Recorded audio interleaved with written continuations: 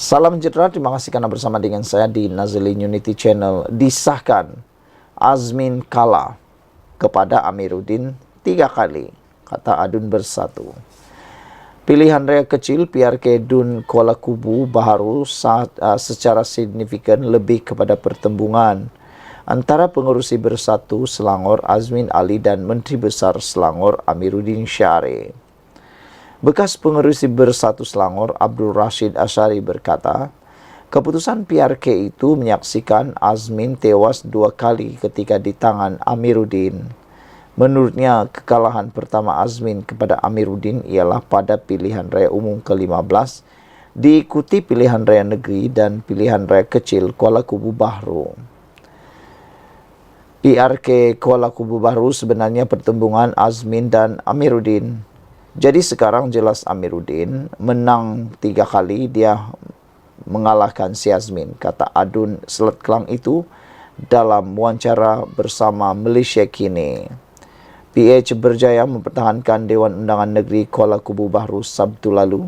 Selepas calonnya Pang Syok Tau hari ini menang dengan pilihan raya PRK kawasan itu dengan majoriti 3,869 undi. Bekas Setiausaha Akbar kepada Menteri Perumahan dan Kerajaan Tempatan memperoleh 14,000 undi menewaskan pencabarnya dari Perikatan Nasional Khairul Azhari Saud yang hanya mampu meraih 10,131 undi. Calon bebas Nyau Kizen 188 dan calon Parti Malaysia PRM Hafizah Zainuddin 152 undi. Sementara itu Abdul Rashid berkata, faktor calon merupakan penyumbang utama yang menyebabkan bersatu kalah pada PRK berkenan. Katanya kontroversi yang menyelubungi calon berhubung isu pendidikan selain kempen ekstrim PAS turut menyumbang kepada kekalahan PN. Faktor calon daripada awal calon Perikatan Nasional dah ada kontroversi tentang keputusan pendidikan dan sebagainya. Saya juga terkejut, dia ada master. Dia dulu dengan saya sejak awal penubuhan bersatu Selangor. Sepanjang masa saya tak tahu dia ada master. Saya tahu dia ada diploma, tapi saya tak tahu dia ada master. Mesti orang tanya, mana ijazah, katanya lagi. Malaysia Kini dipetik daripada myqnews.net. Azmin kalah kepada Amiruddin 3 kali. Itu kata adun bersatu. Saudara-saudara sekalian, ada netizen kata padan muka, ada juga yang kata memalukan dan macam-macam lah. Netizen punya kecaman kepada Anwar Ibrahim. Apapun pendapat anda semua, jangan lupa tinggalkan komen anda, tekan butang subscribe. Bye-bye. Salam sejahtera, terima kasih karena bersama dengan saya di Nazilin Unity Channel. Isu tentang kali ini memang panas. Taqiyuddin tak tuduh Anwar homoseksual tapi video diedit, kata PAS. Apa cerita? Sehingga isu ini panas diulang semula. Setiausaha Agung PAS Taqiyuddin Hasan tidak pernah membangkitkan isu homoseksual terhadap Perdana Menteri Anwar Ibrahim, kata parti itu. Sebaliknya, kata pengarah Jabatan Penerangannya, Nadzir Helmi, rakaman ceramah Taqiyuddin sempena pilihan raya kecil PRK Kuala Kubu Baharu sebelum ini dikerat pendek, disunting dan dimanipulasi dengan niat jahat. Katanya hasil akhirnya tidak menggambarkan konteks keseluruhan yang hendak disampaikan.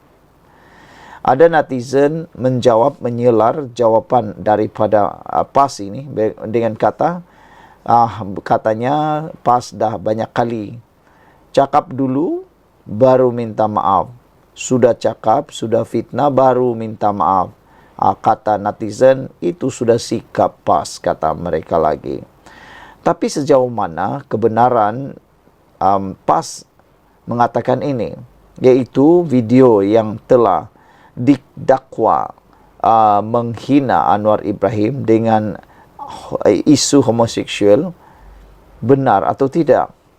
Kerana kata PAS, video itu diedit dan mudah saja untuk mengetahuinya. Tunjukkan video asal.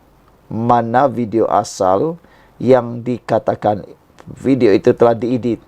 Kenapa susah-susah hati? Kenapa susah-susah nak terangkan? Kan lebih mudah serahkan video asal. Serahkan video asal yang dikatakan telah pun diedit itu. Maka dengan itu percayalah orang bahwa video itu sekadar diedit, dikerat, dipotong, disunting, dan dimanipulasikan dengan niat jahat. Dan kalau benar video itu telah disunting, pastinya kita akan tahu apa gambaran keseluruhan cerita video asal itu bagi menggambarkan konteks keseluruhan yang hendak disampaikan oleh Taqiyuddin. Terdahulu tersebar video ringkas di TikTok yang menunjukkan Taqiyuddin mendakwa Anwar sebagai pengamal homoseksual tegar. Nazir berkata penelitian mereka mendapati Taqiyuddin hanya mengulangi apa yang disebut oleh Ketua Pembangkang Hamzah Zainuddin berkenan pembelaan terhadap Anwar akibat dakwaan portal Itali Agenzia Nova. Ketahuilah, ulasan yang disampaikan adalah berbentuk persoalan apabila pihak yang amat berhormat Perdana Menteri ke-10 belum lagi mengambil sebarang tindakan. Sedangkan nama baik seorang Perdana Menteri wajar dibersihkan jika ia adalah sebuah fitnah yang nyata. Itulah kandungan sebenar dalam ucapan penuh tanpa disunting dan ternyata ia amat berbeza dengan fitnah yang sedang berlegar, seolah pemimpin PAS membuat kenyataan berkenan tabiat seksual yang ternyata dilarang dalam Islam, katanya. Menjawab tuduhan itu, Anwar pada Disember 2022 menyindir Hamzah sebagai belum mendapat tarbiyah didikan daripada Presiden PAS Abdul Hadi Awang. Hadi menghasilkan buku bertajuk Kashaf Mangsa Fitnah tidak lama selepas Anwar didakwa di mahkamah adalah atas berbagai tuduhan pada akhir tahun 1990-an ketika PAS mendukung gerakan reformasi. Menteri Komunikasi dan Digital Fahmi Fadzil pula berkata laman web yang dipetik Hamzah itu tiada kewibawaan dan tidak dibaca oleh orang Itali sendiri. Dalam kenyataan hari ini, Nazir juga berkata PAS akan meneliti tindakan undang-undang bagi memastikan penyunting video itu mendapat pengajaran. Anwar pernah disabitkan bersalah dalam kes liwat tetapi dia kemudian mendapat pengampunan penuh diraja daripada yang di Pertuan Agong pada tahun 2018. Sebelum ini, pemimpin popular PAS Muhammad Sanusi Maknor telah disaman oleh Anwar kerana didakwa memfitnahnya dengan dalam kes lewat. Mahkamah memberikan perintah instruksi interpartai bagi menghalang Menteri Besar Kedah itu mengulangi dan menerbitkan semula kenyataan yang didakwa sebagai fitnah itu.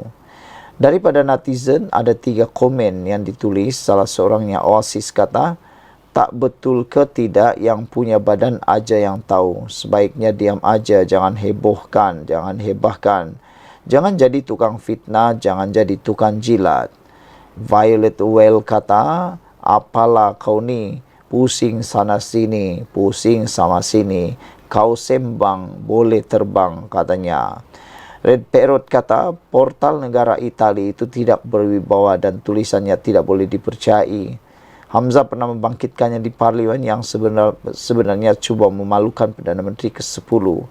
Kenapa tidak Taqiyuddin ulang lagi di KKB? Kerana ingin memalukan Perdana Menteri ke-10. Sejak bila pula Taqi nak jaga nama baik Perdana Menteri ke-10, kata netizen Red Parrot 2782. Sekian dulu untuk kali ini. Jangan lupa tinggalkan komen anda, tekan butang subscribe. Bye-bye. Salam sejahtera. SPRM siasat. 10 projek pembinaan telaga jejari lebih. RM 300 juta. Disahkan oleh Azam Baki. Saudara-saudara sekalian, jumlah 300 juta ringgit untuk membina telaga jejari ini memanglah satu jumlah yang agak melampau sekiranya betul berlaku penyelewengan. 300 juta itu bukan jumlah yang kecil. Ianya jumlah yang cukup besar untuk membantu rakyat mendapatkan bekalan air melalui Telaga Jejari. Tapi apa sudah jadi sehingga 10 projek pembinaan Telaga Jejari ini tiba-tiba disiasat oleh SPRM? SPRM membuat siasatan terhadap 28 Telaga Jejari yang dibina menerusi program Pembinaan Telaga Jejari atau HCW. Ia membabitkan 10 projek pembinaan serta membaik pulih loji rawatan air dianggarkan berjumlah lebih 300 juta ringgit yang dibina Air Kelantan Sdn Bhd kerana gagal berfungsi bagi membekalkan air kepada penduduk. Ketua Pesuruhjaya Suruhanjaya Pencegahan Rasuah Malaysia SPRM Tan Sri Azam Baki berkata, projek berkenaan dibina antara tahun 2008 hingga 2015. Beliau berkata susulan itu 4 lelaki ditahan bagi membantu siasatan terhadap pembinaan HCW di Kelantan kerana gagal berfungsi bagi membekalkan air kepada penduduk. HCW berkenaan sepatutnya berfungsi untuk membekalkan air mentah kepada LRA sebelum disalurkan kepada pengguna. Pembinaan HCW berlainan kapasiti ini adalah alternatif untuk mengatasi masalah air di negeri itu terutama pada musim kemarau. Tetapi sebahagian besar telaga yang dibina ini gagal menghasilkan kuantiti air pada tahap optimum, katanya ketika dihubungi hari ini. Beliau berkata siasatan awal yang dijalankan dipercayai terdapat pegawai AKSB yang menerima wang rasuah daripada syarikat konsultan yang dilantik dalam projek pembinaan telaga air terbabit. SPRM juga percaya bahawa terdapat manipulasi membabitkan proses kelulusan projek ini pada tahun 2015. Oleh kerana telaga air yang dibina ini tidak dapat dimanfaatkan penggunaannya, ia menyebabkan kerugian dan siasatan SPRM juga akan cuba mengenal pasti jumlah sebenar kerugian yang dialami termasuk jumlah wang rasuah yang terbabit, katanya lagi. Beliau berkata isu kegagalan telaga air, Telaga Jejari untuk membekal air kepada LRA itu pernah didedah dan ditegur oleh Ketua Audit Negara menerusi laporan Ketua Audit Negara 2015. LKAN 2015 mendedahkan bahawa sebanyak 8 LRA yang diaudit pada ketika itu dan hasilnya 4 LRA iaitu LRA Pintugang, Wakaf Bunut, Wakaf Bahru dan Cica yang mempunyai telaga jejari tidak berfungsi dengan sempurna. Walaupun isu itu sudah didedahkan dan ditegur Ketua Audit Negara, masalah ini masih tetap berulang, katanya lagi. Menurutnya, siasatan yang dijalankan SPRM juga adalah berdasarkan rungutan. Selain aduan pengguna di negeri itu berhubung masalah air yang mereka hadapi. Beliau berkata siasatan dijalankan juga mendapati terdapat HCW yang gagal berfungsi dan ditutup atas pelbagai faktor sekaligus menyebabkan objektif pembinaannya bagi memastikan pengguna memperoleh bekalan air yang mencukupi terutama pada musim kemarau gagal dicapai. Sekian untuk kali ini. Jangan lupa tinggalkan komen anda, tekan butang subscribe. SPRM siasat 10 projek pembinaan telaga jejari lebih RM 300 juta. Kita jumpa lagi.